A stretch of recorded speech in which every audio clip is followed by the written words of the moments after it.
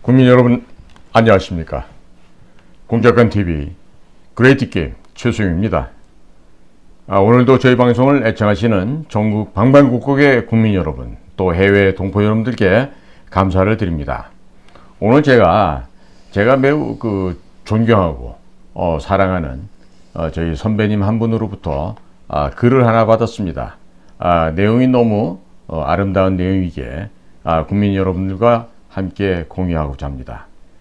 제목은 야율초제의 더하기와 빼기라는 제목입니다. 이 야율초제는요, 이엘리 추사의 중국어로 읽게 되는데, 유비에게 제갈량이 있었다면 징기즈칸에게는 야율초제가 있었습니다.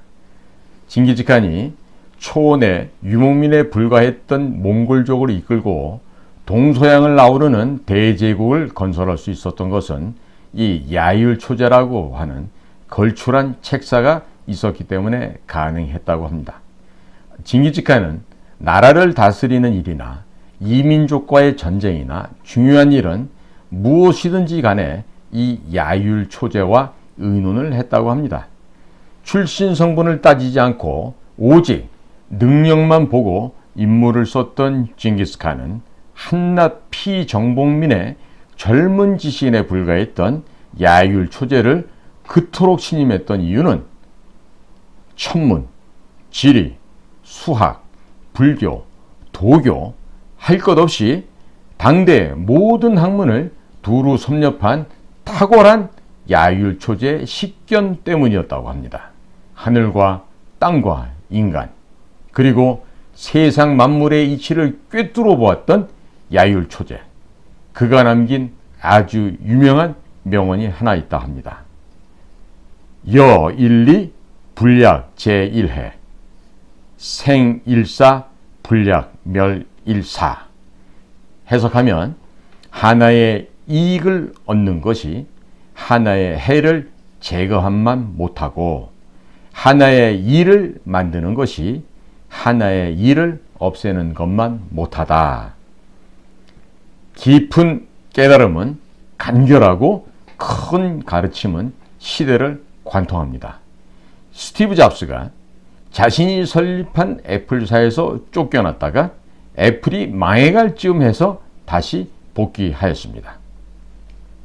스티브 잡스가 애플에 복귀한 뒤에 맨 처음 시도한 것은 새로운 제품을 추가하는 것이 아니라 불필요한 제품을 제거하는 일이었습니다.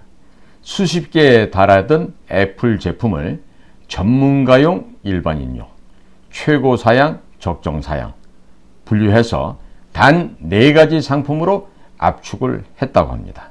이렇게 불필요한 제품을 솎아내고 선택과 집중의 의사결정으로 다 죽어가던 애플을 소생시켰습니다. 그 이후에 쏟아져 나온 애플 제품들 역시 하나같이 심플했습니다. 다른 회사들이 잡다한 기능을 덕지덕지 붙일 때에 스티브 잡스는 불필요한 기능을 하나하나 제거해 나갔습니다. 그렇게 탄생한 제품이 바로 아이팟, 아이폰, 아이패드, 전자제품도 명품이 될 수 있음을 입증하였고, 다 망해가던 애플은 어느덧 시가총액 세계 1위의 기업이 되었고 혁신의 아이콘이 되었습니다. 위대한 제품에는 불필요한 것을 제거한 결과물이 많이 있습니다. 즉 미켈란젤로가 다비드상을 완성하던 날 수많은 사람들이 그 다비드상을 보기 위해서 피렌체로 몰려들었습니다. 커튼이 걷히고 5m 높이의 다비드상이 그 모습을 드러내자 사람들이 일제히 탄성을 질렀다고 합니다.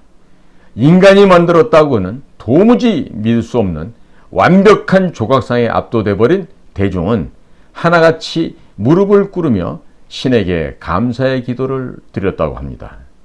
사실 미켈란젤로가 조각한 대리석은 이 결이 워낙 특이하여서 당대에 내놓으라 하는 조각가들이 조각을 하다가 모두 포기하여 수십 년 동안 방치되었던 그런 바위였습니다.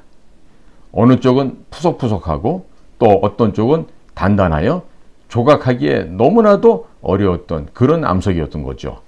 그 모든 난관에도 불구하고 미켈란젤로는 그 대리석으로 최고의 작품을 만들어내었습니다. 작품이 완성된 후에 어떤 방법으로 조각했기에 남들이 모두 포기한 그 대리석으로 그토록 훌륭한 조각을 할 수 있었느냐고 묻게 됩니다. 그러자 미켈란젤로는 다음과 같이 고백을 합니다. 나는 돌 속에 갇혀있는 다비드만 보고 불필요한 부분을 제거했을 뿐입니다. 위대한 조각상 역시 불필요한 부분을 제거한 결과물입니다. 몸에 좋은 보약을 지어 먹는 것보다 중요한 것은 몸에 해로운 음식을 삼가는 것입니다. 근육을 키우는 것보다 시급한 것은 불필요한 살을 제거하는 것입니다. 누군가 사랑한다면 그 사람이 원하는 것을 들어주기에 앞서서 그 사람이 싫어하는 것을 하지 말아야 할 것입니다.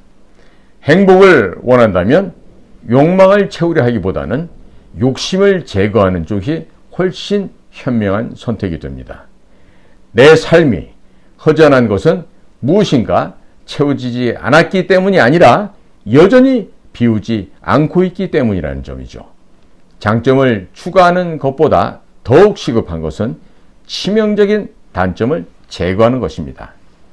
현명한 사람은 쾌락이 아니라 고통이 없는 상태를 추구한다.